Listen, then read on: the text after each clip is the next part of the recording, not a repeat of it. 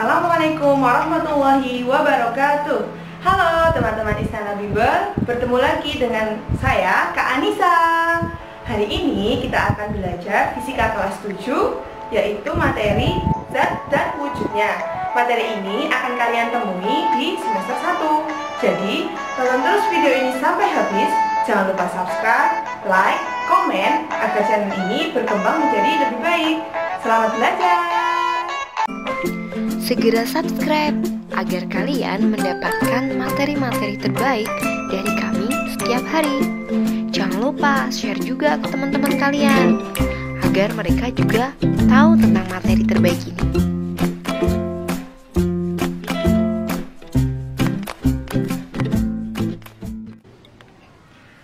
Zat dan wujudnya. Materi yang memiliki sifat khusus atau sifat tertentu disebut zat. Zat adalah sesuatu yang memiliki massa dan menempati ruang. Dalam bab zat dan wujudnya ini, kita akan mempelajari 5 materi. Yang pertama, wujud zat. Yang kedua, perubahan wujud zat. Yang ketiga, kohesi, adhesi, dan meniskus. Yang keempat, kapilaritas. Dan yang kelima, massa jenis. Nah, sekarang kita akan memulai untuk materi yang pertama, yaitu wujud zat.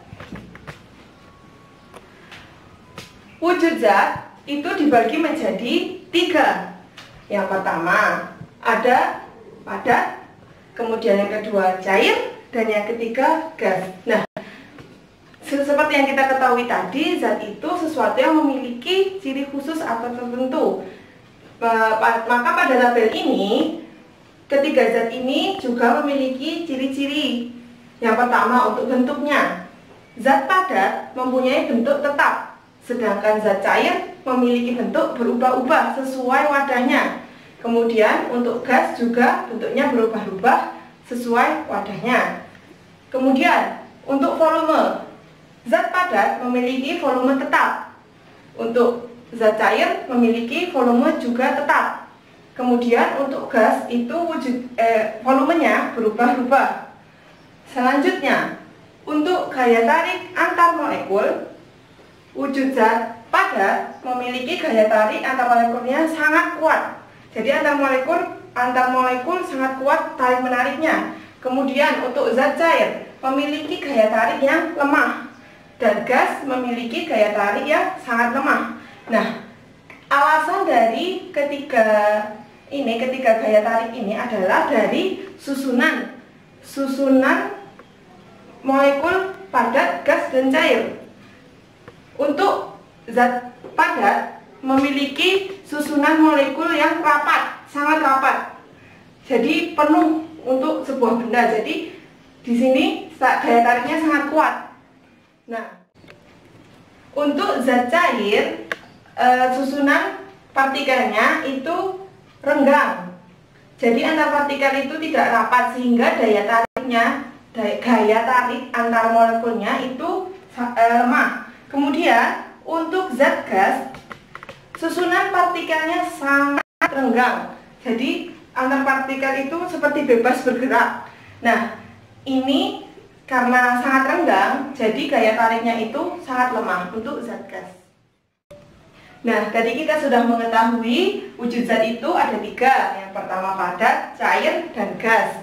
Nah, selanjutnya kita akan mempelajari tentang perubahan wujud ketiga zat tersebut. Nah, yang pertama itu apabila zat gas berubah menjadi zat padat. Ini dinamakan dengan mengkristal.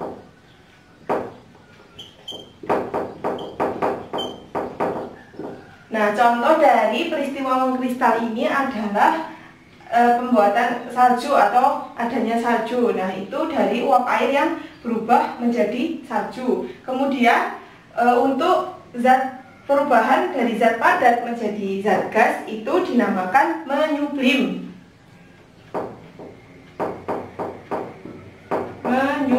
Nah, contoh dari menyublim ini adalah kapur barus yang diletakkan di ruangan terbuka, lama-kelamaan akan habis. Nah, itu disebut peristiwa menyublim.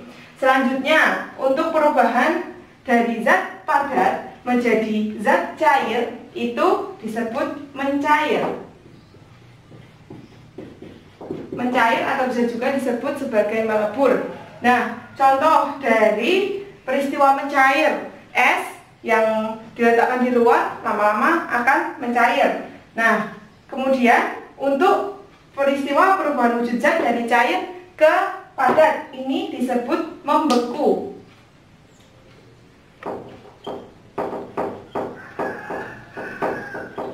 Contoh dari peristiwa membeku pasti teman-teman sudah tahu ya, ketika air dimasukkan ke freezer di kulkas, lama-lama akan memadat menjadi es. Nah, itu namanya adalah peristiwa membeku. Kemudian untuk perubahan dari zat cair menjadi gas, itu namanya menguap.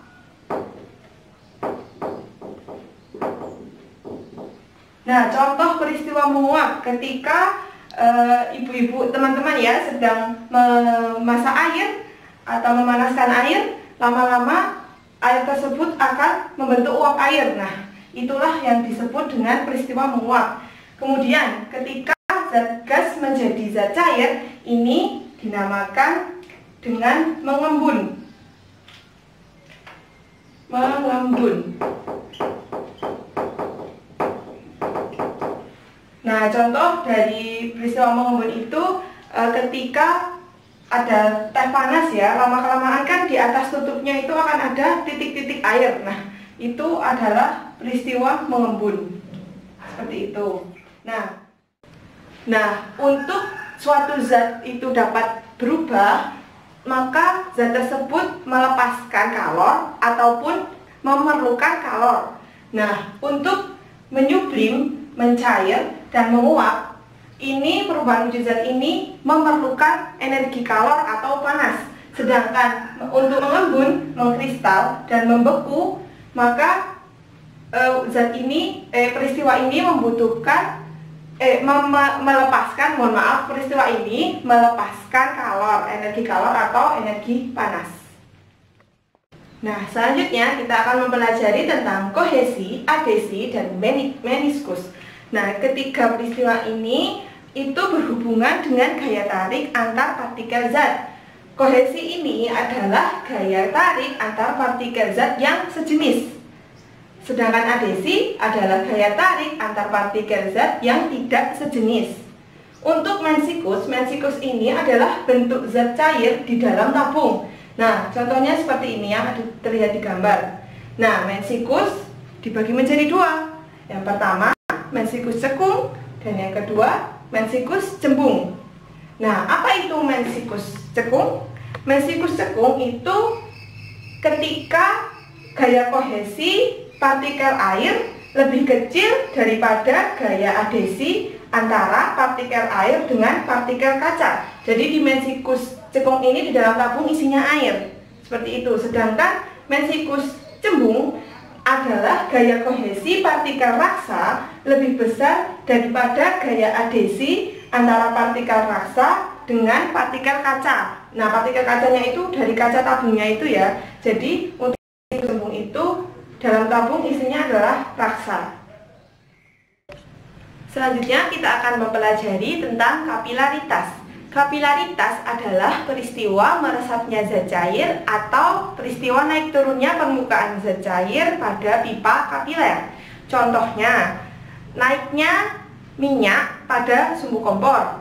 Yang kedua, meresapnya air pada alat pel atau spons busa untuk mencuci piring. Selanjutnya adalah massa jenis. Nah, massa jenis zat itu merupakan perbandingan antara massa dari sebuah zat dengan volume zat itu sendiri. Nah, bagaimana cara menentukan besarnya massa jenis zat? Di sini terdapat persamaan Rho sama dengan M per V. Karena tadi pengertian massa jenis zat adalah perbandingan massa dengan volume zatnya, maka persamaannya menjadi Rho sama dengan M per V. Ini dibaca Rho ya.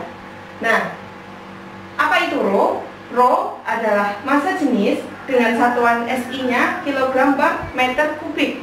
Tetapi ada juga satuan yang lain, yaitu gram per sentimeter kubik. Kemudian M adalah massa. Massa mempunyai satuan SI kilogram. Dan ada satuan lain lagi, yaitu gram. Kemudian V adalah volume. volume mempunyai satuan SI meter kubik dan ada satuan lainnya yaitu sentimeter kubik. Bagaimana penerapannya dalam soal? Mari kita lihat. Nah, ini adalah contoh soal tentang massa jenis zat. Yang pertama, sebuah balok dari logam volumenya 4 cm kubik dan massanya 32 gram. Berapakah massa jenisnya? Nah, untuk penyelesaiannya,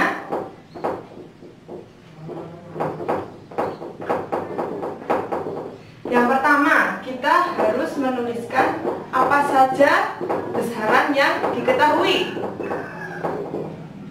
Nah, dari soal volume sebuah balok, artinya V sama dengan 4 cm kubik. Nah, kemudian besaran apa lagi? Massa 32 gram, berarti M sama dengan 32 gram.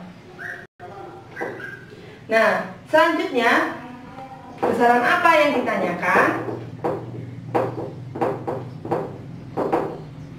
Berapakah massa jenisnya? Berarti rho.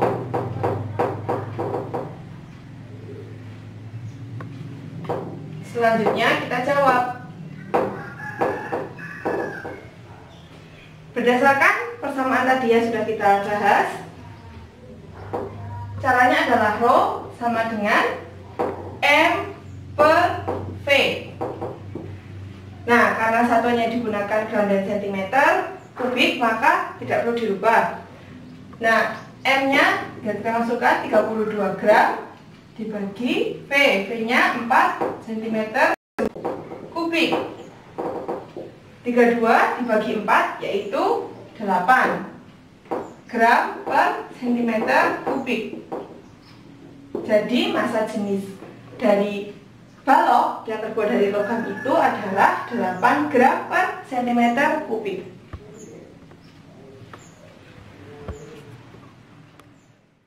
Untuk soal yang kedua, yaitu sepotong emas yang massa jenisnya 1930 kg per meter kubik mempunyai volume 5 meter kubik. Berapakah massa emas itu? Nah, penyelesaiannya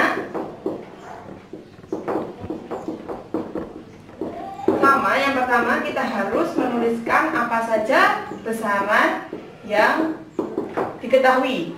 Nah, yang pertama adalah massa jenis sepotong emas, berarti rho sama dengan 1930 kg per meter kubik. Kemudian volume 5 meter kubik, berarti V ya. Nah, selanjutnya apa yang ditanyakan? Berapakah massa emas? Berarti M. Kemudian kita jawab. Nah, berdasarkan persamaan yang kita ketahui ya, rho sama dengan M per V. Nah, karena yang dicari M, maka persamaannya ini harus dirubah terlebih dahulu menjadi M sama dengan, karena V-nya pindah ke rho dikali V. Nah, kemudian kita masukkan rho atau massa jenisnya adalah 1930 kg per meter kubik dikalikan dengan V-nya 5 meter kubik. Nah, ini bisa dibagi. Nah, 1930 dikali 5, hasilnya adalah 9.650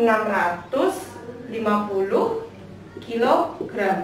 Jadi massa sepotong emas yang massa jenisnya 1930 dengan volume 5 meter kubik adalah 9.650 kg. Nah, itu tadi penjelasan tentang zat dan wujudnya. Gimana? Mudah kan? Pasti sudah paham sekarang. Jadi jangan lupa subscribe, like, dan komen, serta share video ini ke teman-teman kamu ya. Sampai jumpa lagi.